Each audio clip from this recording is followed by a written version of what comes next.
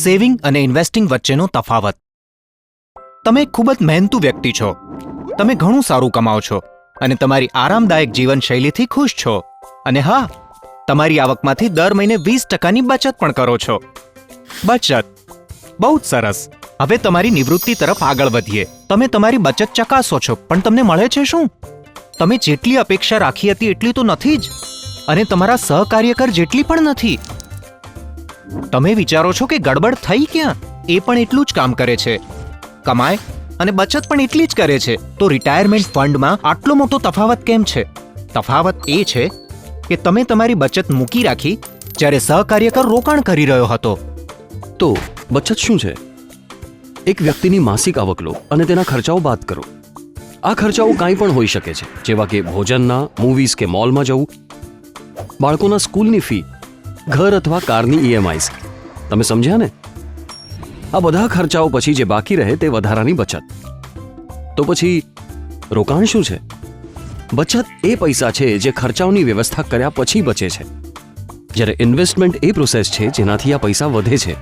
કેમ, મૂંઝાઈ ગયા? દાખલા તરીકે આ કેવી રીતે કામ કરે છે? ધારો કે તમારી પાસે કેરીના 100 ગોટલા છે. આ તમારી બચત છે. તમે આ ગોટલાને બોક્સમાં મૂકી ખુશ થઈ શકો છો, પણ આ તો મૂર્ખતા છે, ખરું ને? બીજી તરફ, તમે એક સ્માર્ટ રસ્તો પસંદ કરી તમારા બીજને વાવો અને કાળજીપૂર્વક પ્લાન કરો, ધીરજથી સંપૂર્ણ પ્રોસેસ કરો, તો અંતમાં તમને કેરીનું વૃક્ષ મળશે જે સાચે તમને ફળ આપશે. તો બીજને મૂકી રાખવાને બદલે તેને વપરાશમાં લાવો અને પૂર્ણ વિકસિત થાય ત્યાં સુધી વૃક્ષની કાળજી રાખો. આ સમગ્ર પ્રોસેસને ઇન્વેસ્ટિંગ તરીકે વિચારી શકાય. તેને આ પ્રમાણે વિચારો: બચત એ કાચો માલ છે અને ઇન્વેસ્ટિંગ એ પ્રોસેસ છે જેમાં વ્યક્તિને વળતર થાય છે.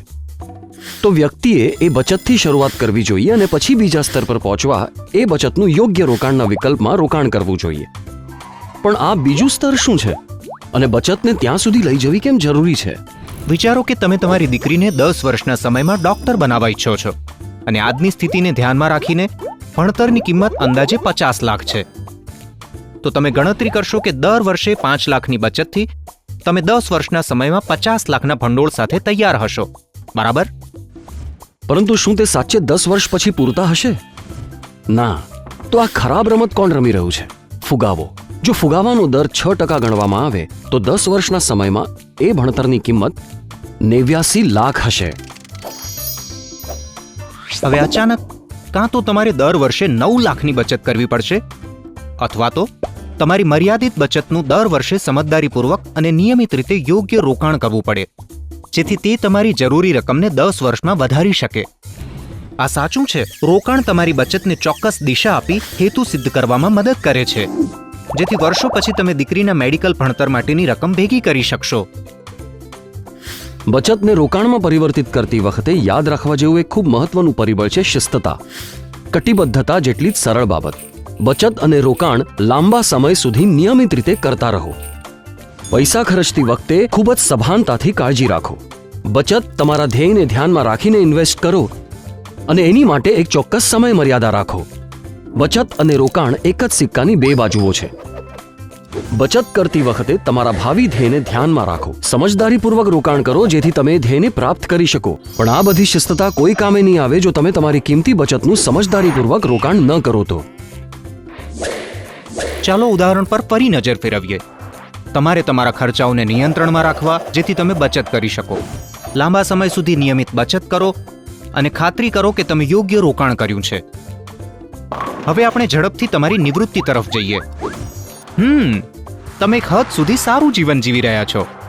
આ ઘણું સરળ છે. ફક્ત બચતનું રોકાણ કરતા રહો. આશા છે કે તમને આ વિડીયો જોવામાં આનંદ મળ્યો હશે. તો જોતા રહો. અમે તમને ઇન્વેસ્ટમેન્ટના અલગ અલગ કોન્સેપ્ટ્સમાં મદદ કરશું. તમે તમારો અભિપ્રાય અમને editor@templeton.com પર લખી જણાવજો. Mutual fund investments are subject to market risks. Read all scheme-related documents carefully.